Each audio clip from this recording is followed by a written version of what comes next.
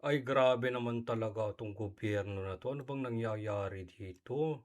Eto, umiiyak, binugbog daw yung security ng Senado. Oh my goodness. Dito kami sa clinic ng Senado kasi ang balita, ang NBI nag-take over na ng Senate. At ngayon, pilit silang pumapasok dyan sa Senator's Lounge, sa plenary. At nung hinarang ng security ng Senate, kasi may sariling pulis ang Senate, binugbog at sinaktan ang security ng Senate. Bakit? Anong karapatan nila na mambugbog ng taong gumagawa lang ng trabaho niya? Grabe naman 'tong gobyerno na 'to, worst talaga. Talagang hindi na angkop itong nangyayari. Kawawa naman yung security namin. Ay, naku. Ano ba naman? Ginagawa mo ng trabaho mo. Grabe naman siya. Ano, sinuto ka talaga? Lahat na pwede yung sinungkaw, ginaganan. Gagi, sinuntok, dinaganan. Sinutok, dinaganan? Siniko, putya. Iiyak na yung pobreng security, oh. Ano ba nangyayari dito? Bongbong Marcos naman, ano ba to? Eh, anong ginagawa mo? Di ba pinagbabawalan mo lang na pumasok doon? Hindi ma'am, sinasala ko na din yung palabas kasi advice ko sa amin yun na huwag mo nang palabasin yung mga walang QR code, Siyempre. so ang pinapalabas lang ko na yung mga empleyado po ng building po. Eh, bakit nila linakdown ang Senate? Kanino ang Senate? Kanila na? NBI took over the Senate? No ma'am, bali upon instruction ka rin yun, so kanina pa lockdown ma'am. So Oo, kasi may motion kanina na pa-contempt na nga yung mga sangkot doon sa paghahabol-habol kay Senator Bato de la Rosa, di ba nga? Tapos hindi na-approve. Tapos pinalockdown muna para wala talagang makalabas muna. Kaya ginagawa lang ni security officer yung trabaho niya. Tapos ganyan, mambubugbog. Sana ilabas yung CCTV ha.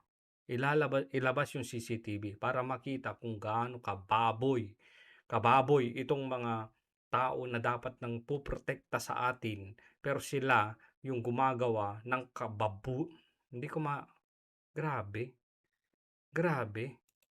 nung palabas naman, sinasala namin yung lalabas po para ma-hold po yung mga kung sino po yung Ang lakas ng tama. Anong ginawa dito? Sinunto? lahat po. Tubuan eh. Pati dito, nag-black and blue ka na oh. Ano, nag-black and blue ka na oh. Ayan oh, gagi, kitang-kita yung tama oh. Tas yung damit oh, madumi na. Talagang kinaladkad. Ay, grabe naman talaga tong nangyayari. Ano bang dapat nating gawin dito?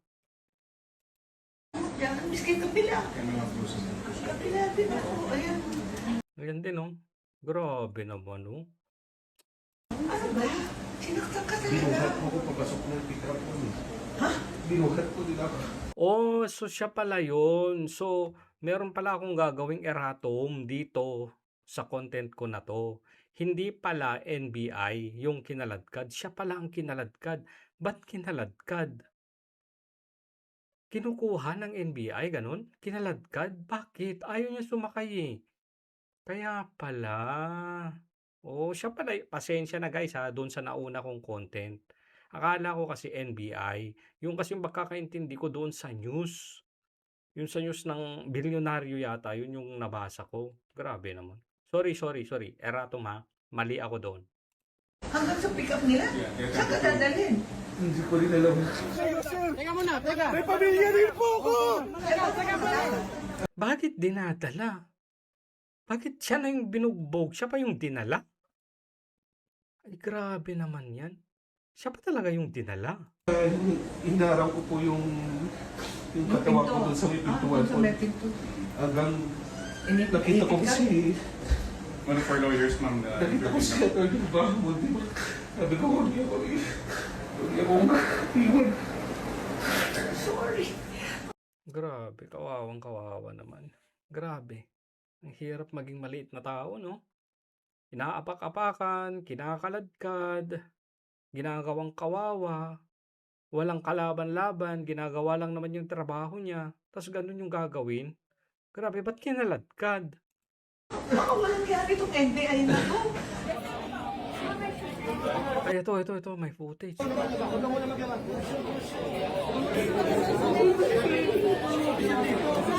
Just to go Oh, next so you're day. taking down his testimony. Sorry, Yes, I got ma'am. confused. Yeah, so ikaw pa rin yung kuwan.